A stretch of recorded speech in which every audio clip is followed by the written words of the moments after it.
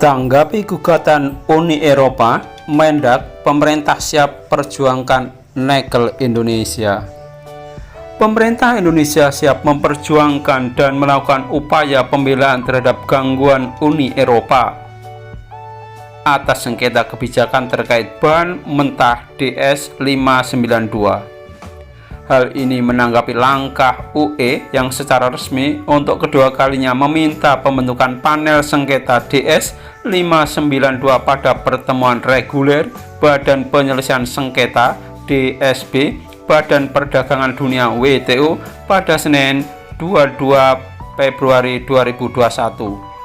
Pemerintah Indonesia bersama seluruh pemangku kepentingan berkeyakinan kebijakan dan langkah yang ditempuh Indonesia saat ini telah konsisten dengan prinsip dan aturan WTO, jelas Menteri Perdagangan Muhammad Lutfi dikutip dari siaran pers pada laman kemendak.go.id Jumat 26 Februari 2021. Lutfi menekankan meskipun penyelesaian tindakan dan langkah UE proses sengketa di WTO merupakan suatu hal biasa dan wajar jika terjadi persoalan di antara anggota WTO.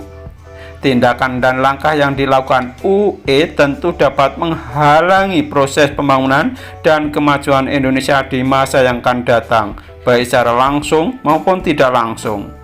Namun tindakan itu merupakan hal yang biasa dan wajar terjadi manakala terjadi persoalan di antara anggota WTO, ujar Mendak. Sebelumnya, UE telah menyoroti langkah dan kebijakan Indonesia di sektor minerba dan mengajukan secara resmi permintaan konsultasi kepada Indonesia di bawah mekanisme penyelesaian sengketa pada WTO pada akhir November 2019. Selanjutnya, proses konsultasi sebagai upaya untuk menyelesaikan persoalan antara Indonesia dengan UE telah dilaksanakan pada Januari 2021 di Sekretariatan WTO di Jenewa.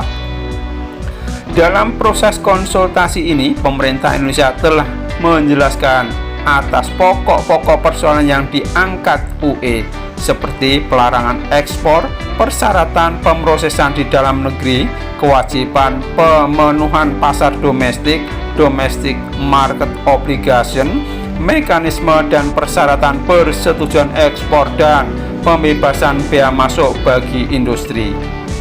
Indonesia telah menolak permintaan tersebut pada pertemuan DSB WTO di Januari 2021 karena yakin bahwa kebijakannya telah sesuai dengan ketentuan WTO dan amanat konstitusi.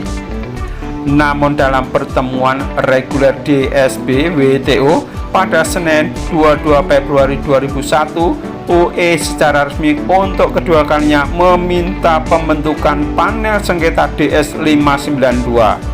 Gugatan UE akhirnya berkurang dengan hanya mencakup dua isu, yakni pelarangan ekspor nikel dan persyaratan pemrosesan dalam negeri. UE tetap mengajukan pembentukan panel dengan alasan karena pihaknya melihat kebijakan Indonesia sebagai tindakan yang tidak sejalan dengan ketentuan WTO, merugikan kepentingan UE serta memberikan unfair dan disadvantages bagi industri domestik. Menanggapi permasalahan di dalam ranah perdagangan internasional termasuk gugatan di WTO, Mendak menyampaikan Presiden RI Jokowi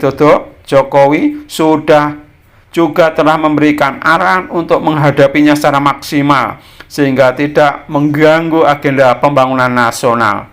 Untuk itu, lanjut Lutfi, pemerintah Indonesia akan terus mempertahankan kebijakan di sektor mineral dan batu bara, minerba, guna mendukung transformasi Indonesia menjadi ekonomi maju dengan tetap mengutamakan tata kelola yang baik, berdaya saing, berwawasan lingkungan, dan berkelanjutan. Indonesia juga berkomitmen untuk terus menerapkan good mining practice serta memperjuangkan kepentingan Indonesia pada sengketa nikel, tegasnya. Hal ini sebagai wujud pelaksanaan amanat konstitusi dalam memanfaatkan sumber daya alam dan kekayaan bumi Nusantara dengan cara yang baik dan berkesinambungan demi kemajuan Indonesia dahulu, sekarang, dan masa yang akan datang. Demikian yang disampaikan. Terima kasih.